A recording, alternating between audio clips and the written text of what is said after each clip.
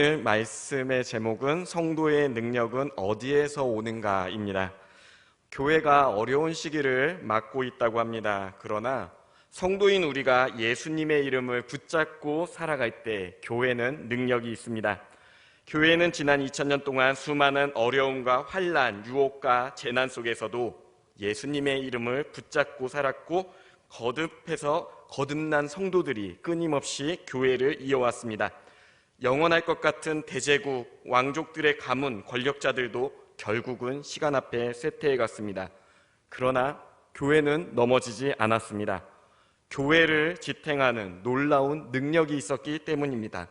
그 능력이 어디서 나왔습니까? 바로 성도의 기도에서 나왔습니다.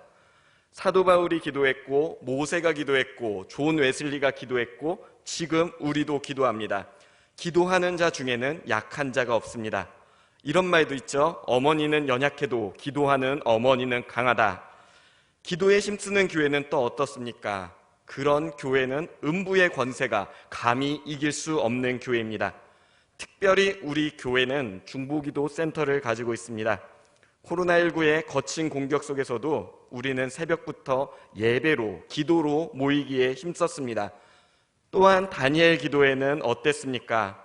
우리 교회가 철원에서 영향력 있는 교회로 서 있는 이유는 이처럼 기도에 힘쓰는 교회이기 때문입니다. 기도의 끈을 붙잡고 나아가면 어떠한 풍파가 닥쳐와도 견고히 승리할 수 있습니다. 교회가 고령화되어 가고 있다고 합니다. 그래서 어떤 사람들은 점차적으로 한국 교회의 힘이 빠질 것이다 라고 우려합니다. 그러나 하나님의 자녀는 늙어도 힘이 있습니다. 성경은 기도하는 자에게 독수리 같은 새심을 얻고 늙어도 곤비치 않는다라고 고백합니다. 사도 바울은 죽는 날까지 능력 있는 삶을 살았고, 모세도 120세가 넘도록 총명한 눈으로 민족 이스라엘을 이끌었습니다. 기도를 통해 하나님과 소통하는 삶을 살았기 때문입니다. 사랑하는 성도 여러분, 기도에는 때가 없음을 믿으시길 소망합니다. 어릴 때에도 나이가 들어서도 우리는 기도할 수 있습니다.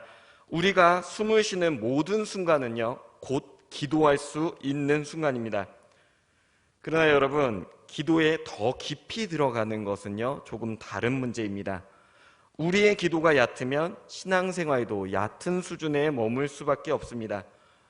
용서하고 들으십시오. 교회를 오래 다녀도 하나님께 바랄 줄만 알고 하나님의 뜻을 듣고자 하지 않는다면 그는 영적으로 어린 아이와 같은 자리에 머무자라 할 수 있을 것입니다. 사람들은 종종 자신이 듣고 아는 것이 곧 자신의 능력인 줄로 착각합니다. 그러나요, 지식이 곧 능력이 되지는 않습니다. 특별히 여러분, 기도도 그렇습니다. 내가 기도한다고 생각하는 모든 것이 하나님께 드려지는 능력 있는 기도가 되는 것은 아닙니다. 우리는 깊이 있는 기도를 통해서 성숙한 신앙의 자리로 나아가야 합니다. 능력 있는 삶을 통해 하나님의 온전한 은혜를 누리기 원한다면 우리는 하나님께서 원하시는 그 믿음의 여정에 동참하는 결단을 내려야 합니다. 어려움이 다가와도 오래 참으며 주님의 일하심을 기다릴 때 기도의 능력을 경험할 수 있습니다. 사도 바울은 성령 충만하였고 말씀에 깊이가 있었으며 기도도 많이 했습니다. 그러나 이 바울이 능력 있는 삶을 살았던 가장 큰 이유가 무엇인 줄 아십니까? 그것은 바로 인내였습니다. 인내가 무슨 은사도 아니고 오래 참는 게 도대체 무슨 능력이 있습니까? 라고 질문할지 모르지만 사실 우리 성도들이 능력 있는 삶을 살기 위해 필수적으로 필요한 것이 바로 인내입니다. 바울이 복음을 증거할 때 늘 어려움이 많았습니다. 우리는 믿음대로 살면 형통하다라는 이 말씀을 사모하기 때문에 어려움 없는 순탄한 삶을 기대하지만 사도 바울은 어려움을 정말 많이 겪었습니다. 누구보다 큰 믿음을 가지고 있었죠. 누구보다 주님을 사랑했습니다. 그리고 누구보다 많은 고난을 겪으며 살았습니다. 그런데 고린도 후서 11장 23절에서 27절 말씀은 그 바울이 어떤 고난을 겪었는지 기록하고 있습니다. 제가 읽어드리겠습니다. 그들이 그리스도의 일꾼이냐 정신없는 말을 하거니와 나는 더욱 그러하도다. 내가 수고를 넘치도록 하고 옥에 갇히기도 더 많이 하고 매도 수없이 맞고 여러 번 죽을 뻔하였으니 유대인들에게 40에서 하나가만 매를 5번 맞았으며 3번 태장을 맞고 1번 돌로 맞고 3번 파선하고 1주야를 깊은 바다에서 지냈으며 여러 번 여행하면서 강의 위험과 강도의 위험과 동족의 위험과 이방인의 위험과 시내의 위험과 광야의 위험과 바다의 위험과 거짓 형제 중에 위험을 당하고 또 수고하며 애쓰고 여러 번 자지 못하고 줄이며 목마르며 여러 번 굶고 춥고 헐벗었노라. 매를 맞고 옥에 갇히고 돌에 맞고 강에 빠지고 정말 너무나도 많은 일들이 있지 않았습니까?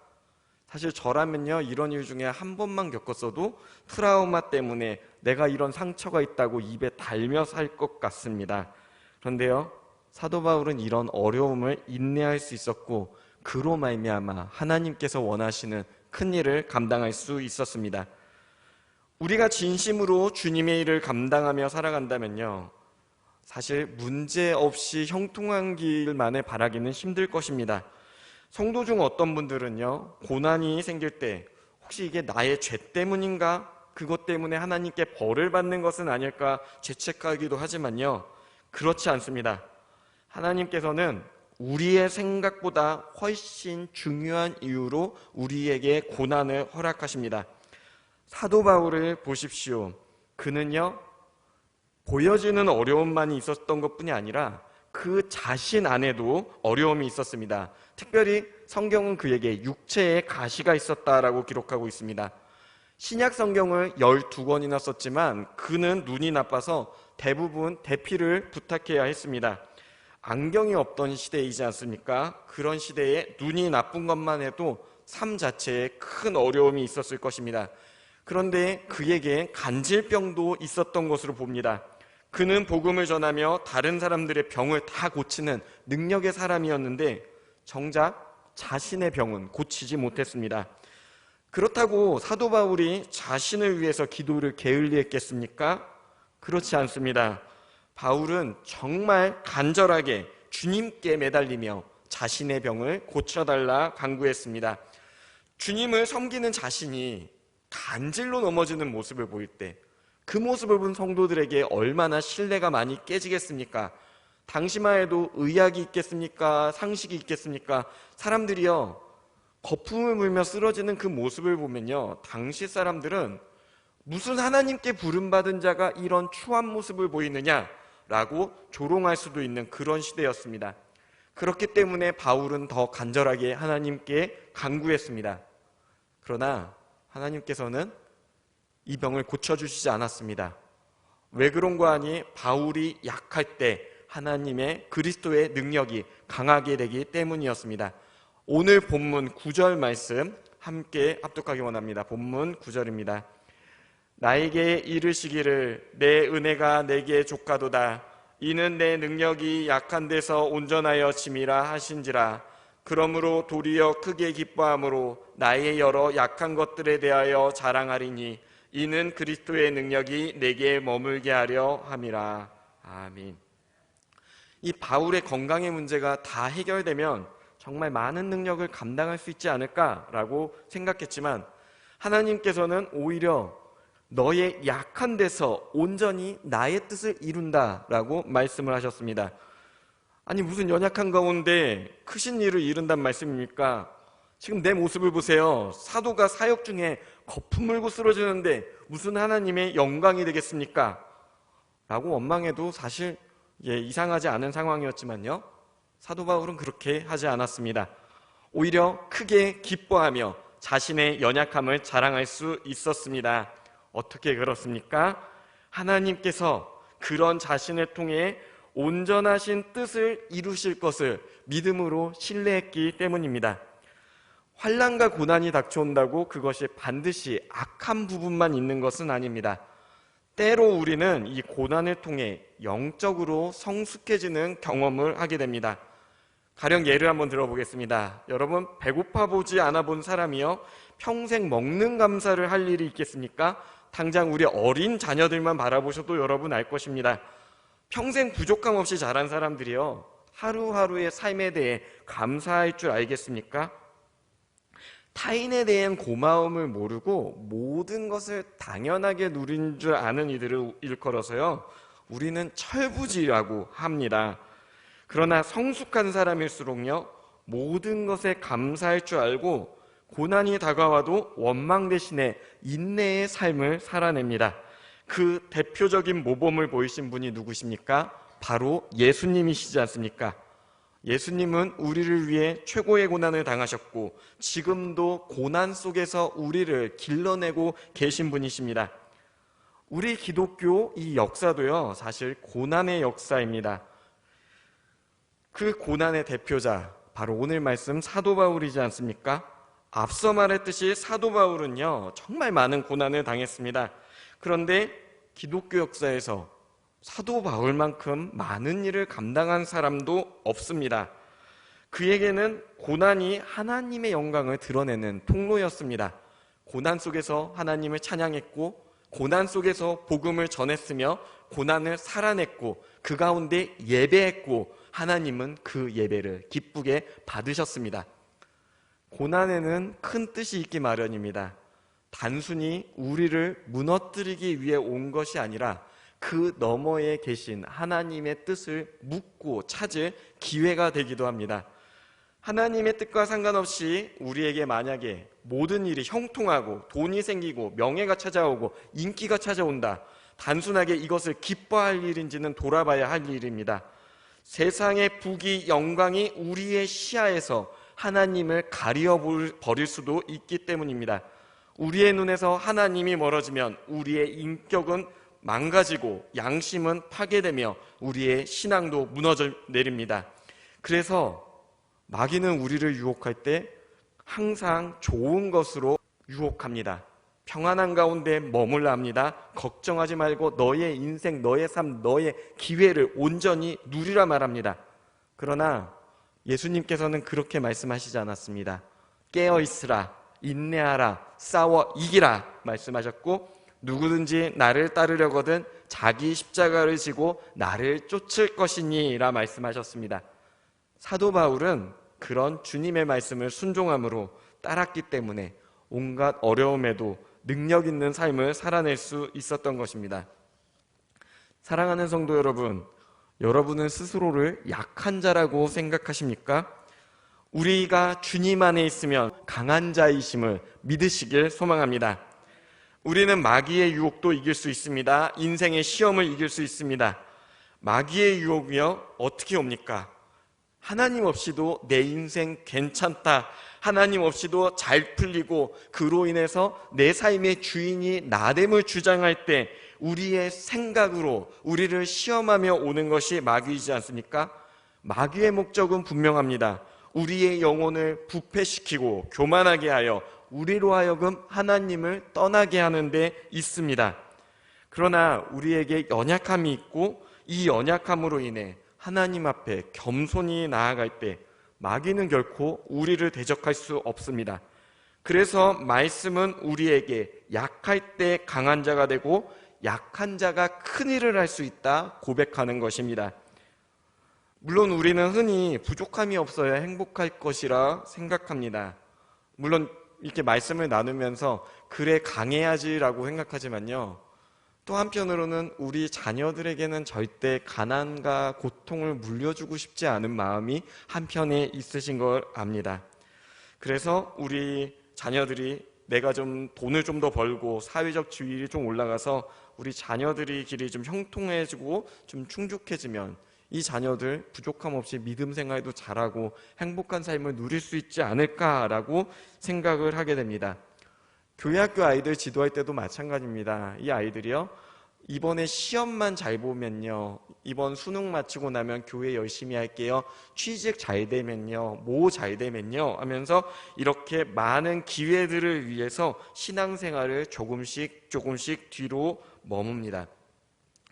근데 사랑하는 성도 여러분, 이런 것들이 다 충족된다고 정말 신앙생활을 잘 하겠습니까? 그렇지 않습니다. 오히려 세상의 성공, 명예 이런 것만을 따르다가 그나마 있던 신앙, 부모님께로 물려받은 그 뿌리마저 뽑히는 경우도 적지 않음을 우리는 자주 보게 됩니다. 잘 먹고 잘 입고 풍성할 때 근심 걱정 없이 신앙생활을 잘할 것 같지만, 그러나 많을수록 우리에게 생기는 것은 걱정, 고민일 뿐입니다. 우리 위에는 계속해서 위가 있기 마련입니다. 사람은 아래를 보지 않습니다. 위만 바라봅니다. 끊임없는 박탈감 가운데서 욕망 가운데 끊임없이 그 길을 향해 달려갑니다. 그러나 그 길의 끝에는 주님이 없습니다. 하나님을 사랑하고 믿음으로 살아가는 성도들의 힘은 자신의 유익만을 추구하는 것이 아니라 어려움을 인내하는 데 있음을 믿으시길 소망합니다. 우리 한국교회가 세계에서 유례없는 성장을 경험할 수 있었던 이유, 사회학자들이 많은 이유로 되고 있습니다. 성공을 너무나 찬양했기 때문에 이 교회가 사실은 인데요, 그렇지 않습니다. 한국교회가 성장한 가장 큰 이유는요, 고난을 견뎌낸 역사가 있기 때문입니다. 자, 조선 말기에요, 우리 기독교는 문화의 근간을 흔든다며 핍박을 받았습니다. 근대화 시대에 들어서는요, 일제가 저 정신이 우리들의 지배를 방해한다고 핍박했습니다. 특별히 이제 강원도 삼척의 감리교 성도였던 최인규 권사님의 일화가 있습니다. 이분은 자신의 신앙의 양심을 저버릴 수 없어 일제에 저항했습니다.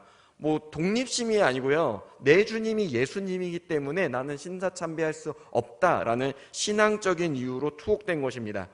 일본 순사들이 그를 핍박했고 그를 괴롭혔지만요, 그는 아랑곳하지 않고 내 주님, 나의 왕은 예수밖에 없다라고 고백했습니다.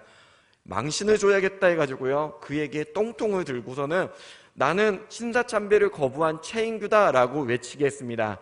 길을 다니면서요. 그런데 이게 웬일입니까? 최인규 권사님 너무나 당당한 얼굴로 나는 신사참배를 거부한 최인규다라고 외치며 그 얼굴에 오히려 생기가 돋는 것이었습니다. 그러나 함께 주님의 교회를 섬기던 권사님들이 이러다가 큰일 나겠다, 이 양반 어떡하면 해가지고요, 이제 그 삼척 경찰서를 찾아갑니다. 그리고 최인규 권사님이 사실 예수님을 영접하기 전에 알코올 중독과 그 정신적인 픽폐로 고생을 한 이력이 있습니다. 그래서 그 얘기를 하면서 최인규 권사 좀 정신적으로 온전하지 못합니다. 보내주십시오. 불쌍한 사람입니다. 라고 얘기를 했습니다. 근데 여러분, 삼척 경찰서의 그 일본인 그 서장이 뭐라고 하셨는지 아십니까? 당신이 최인규 권사처럼 예수를 믿어. 최인규 권사가 아니라 당신이 정신병자야. 라고 외쳤습니다. 이게 무슨 일입니까? 기독교인을 핍박하던 일본인 순사의 마음에서 최인규 권사를 향한 존경심이 피어났다는 것입니다. 예수를 믿는 사람은 저런 사람이구나. 예수를 믿는 이들은 고난에도 넘어지지 않는구나. 예수를 믿는 이들로 인해 내 마음이 너무나 괴롭구나. 최인규 권사님이요, 구치소에 잡혀갔습니다. 그리고 같은 방에 있는 고성교회 이진구 목사님도 같은 방에서 머물렀습니다. 당시 구치소에서는 궁성요배라는 게 있었습니다. 일본 일왕이 있는 곳을 향해서 고개를 숙이는 것, 그것을 궁성요배라고 했는데요, 최인규 권사님은 감옥에서도 하지 않았습니다. 유일하게 단 한 명 최인규 권사님만 하지 않았습니다. 모진 고문을 당했습니다. 정말 몸이 피폐해졌습니다. 그 모습을 바라보던 이진구 목사님이요, 마음이 너무 아픈 겁니다. 권사님, 여기서 죽지 말고 그냥 신사참배 하겠다고 하고 나가세요.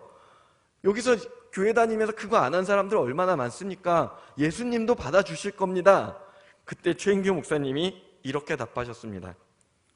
예수 믿는 사람이 그렇게 살아 뭐하게요? 이진구 목사님은요, 이 기록을 남겼습니다. 그리고 그러한 한국교회 믿음의 선조들의 아름다운 결단이 오늘날 이 한국교회를 있게 한 것임을 믿으시길 소망합니다. 사랑하는 성도 여러분, 우리가 믿음을 어려운 가운데서도 지켜낼 수 있는 힘과 능력이 생깁니다. 그 믿음으로 말미암아 하나님 앞에서 우리가 인정받을 수 있으심을 믿으시길 소망합니다. 믿는 자에게 고난은 유익입니다. 시편 119편 기자는 고난당한 것이 내게 유익이라, 이로 인하여 내가 주의 율례를 배우게 되었나이다 라고 고백하고 있습니다.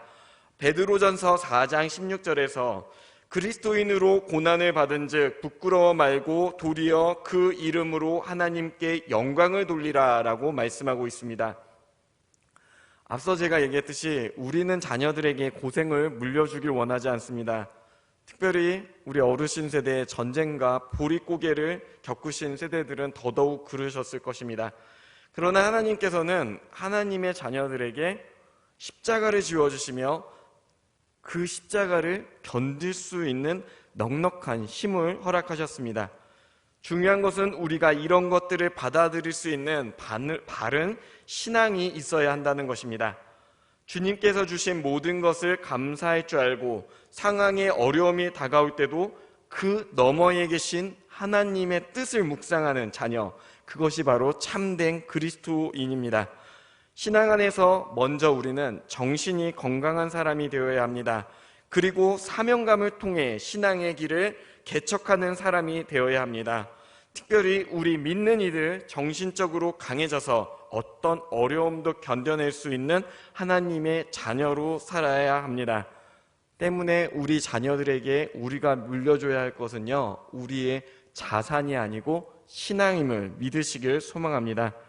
우리 인생에서 이보다 더 귀한 것은 없습니다. 이 믿음 꼭 우리 자녀들에게 흘려보내 주시길 소망합니다. 특별히 신앙생활 중에 여러분 사람에게 상처 많이 받으실 것입니다. 누구누구가 이제 나에 대해서 좀 부정적인 말을 흘리다 보면요, 처음 얘기보다 이렇게 막 커져가지고 걷잡을 수 없이 완전히 내가 나쁜 사람이 돼 있는 그런 경험들 아마 여러분들 한 번쯤은 하셨을 것 같습니다. 정말 억울한데요. 막상 해명하러 나가기도 말을 풀기도 힘든, 그리고 또 그 말을 퍼뜨린 어떻게 나한테 이런 상황을 이렇게 만들어 나를 곤란하게 하는가 하면요, 그 상대와의 관계가 참 원수처럼 갈등이 느껴지기도 합니다. 그런데요, 사랑하는 성도 여러분, 믿는 우리는 이처럼 고난이 주어졌을 때 눈앞에 보이는 현상만 생각하지 마시고 그 이상의 있는 의미를 한번 생각해 보시길 소망합니다. 자, 여러분, 요셉이 총리가 되어 형제들을 만났을 때요, 그들에게 했던 마지막 고백이 무엇입니까? 용서이지 않습니까? 용서가 가능했던 이유는요, 그가 겪었던 모든 고난 너머에서 일하시는 하나님의 뜻을 볼 수 있었기 때문입니다. 형들이 자기를 버린 것이 아니라 하나님께서 예비하셔서 자신은 그저 그 길에 동참하게 된 것이다 라고 고백할 수 있었던 것입니다. 고난과 갈등이 올 때 그 고난과 갈등을 묵상하면요, 여러분, 그 어떤 사람이라도 그 영혼이 병들고 다치게 되어 있습니다. 세상에 배신감이 커지게 느껴지고 이 세상 가운데서 나의 마음에 큰 고립감과 아픔을 안고 살아가게 됩니다. 그러나 그 고난 갈등 너머에 하나님께서 계시고 역사하심을 묵상한다면요, 이 고난은 오히려 우리가 영적으로 성숙하는 유익한 일이 될 수도 있습니다. 고난을 통해 우리의 인격이 다듬어지고 정신력이 강인해지며 삶에 대해 감사하고 이웃을 향해 하나님을 향해 보다 영적인 시선을 볼 수 있게 되기 때문입니다. 교회는 예수님의 이름으로 살아갈 때 가장 능력이 있습니다. 그런데 그 예수님께서는요, 고난과 어려움 속에서도 늘 그 상황 너머에 계신 하나님의 뜻을 바라보며 나아갔습니다. 오늘 말씀의 주인공인 사도 바울 역시 고난과 역경 속에서도 하나님의 뜻을 바라보며 자신의 약함이 하나님의 강함이 됨을 고백하였습니다. 우리의 능력은 하나님의 뜻에 동참함에 있습니다. 비록 어려움이 우리를 얽매일지라도 우리는 두려움 없이 주님의 뜻에 동참할 수 있습니다. 그 하나님의 영광을 바라보며 믿음의 길로 담대히 걸어가는 저와 성도님들이 되시길 소망합니다. 기도하시겠습니다.